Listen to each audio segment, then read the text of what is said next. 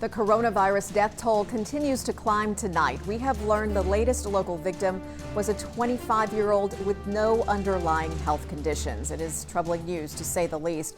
Thank you for joining us for the nightly check-in. I'm Catherine Garcia.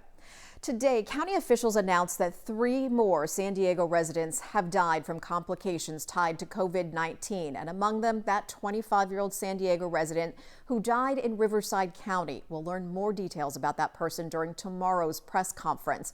The other 2 patients were a man in his mid-50s and another man in his early 80s. So far, 6 San Diegans have died.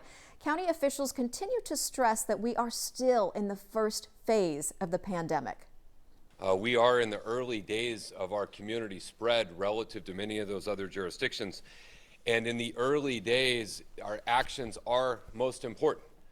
They are most critical. The things that we do day in and day out over the course of the next few weeks will determine our trajectory. The latest number of positive cases here is 417. That is an increase of 76 cases in just 24 hours, the highest single-day increase we've seen so far. The hospital ship USNS Mercy arrived in Los Angeles today to some sobering words from Governor Newsom. He said a surge of coronavirus infections is definitely coming to California. He said in a week or two, California will see COVID-19 cases rise dramatically. And when that happens, he said the state will be ready, starting with USNS Mercy, which has 1,000 hospital beds and about 800 doctors and nurses to treat patients who do not have the coronavirus.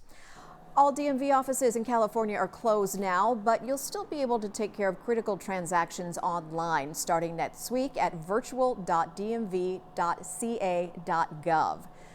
The Real ID deadline has been pushed back to October 2021 because of all of this. A local nonprofit is helping San Diegans with their taxes during the pandemic. Organizers with Dreams for Change say they've converted their free tax program into a virtual system. They're usually set up at local malls, but because, of course, of the stay-at-home order, they're having to move things online. People can call for an appointment, and someone from Dreams for Change will take the necessary tax information and send them a link. With this link, it's very easy to upload their documents. They can just take a picture of them. It's just as easy as uploading to Facebook, for example.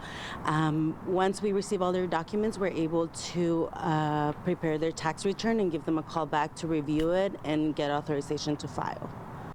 The service is available for families who earn less than $56,000 a year.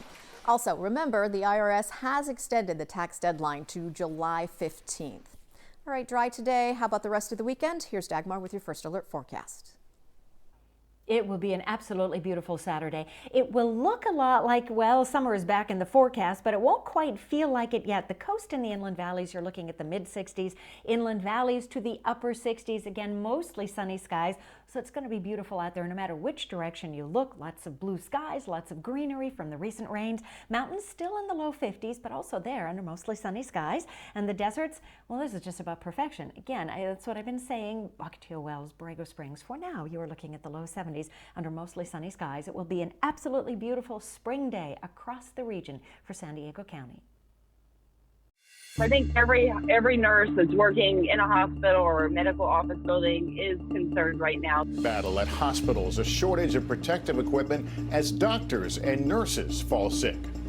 Getting sick during a time when there's a pandemic is really scary. You'd think that we would have the supplies and we would have kind of protocols in place. We should have had more preparedness, I feel. We're certainly going to need thousands of ICU beds. No, I don't think any county is really prepared for that.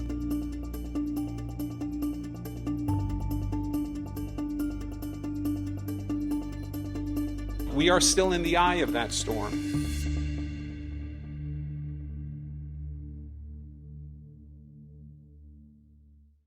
Teachers from the San Diego Unified School District went to their classrooms today to get materials for teaching from home. We stopped by Sherman Elementary School in University City, where teachers were given specific times to go to their classrooms, 6 at a time for 20 minutes. Teachers told us they miss their students and their fellow teachers. It makes me emotional just to think that we're in a space right now where kids can't get educated and we can't hug each other and we can't even get together to support one another. And teachers say they are really concerned about some of the students who are homeless and living in tents, as well as students from low-income families who may not have the education.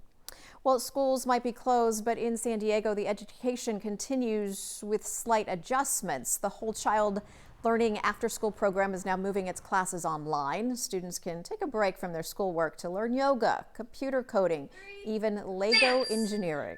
So every class we start with a specific challenge that the kids need to help solve, and then we guide them through the different special pieces they're going to use, and we teach them how they work, like gears and pulleys. Each class is $15 and lasts an hour. The program teaches more than 500 kids a week at 30 different schools. That's going to do it for our nightly check-in. We'll be back Monday night with another check-in. Have a good weekend.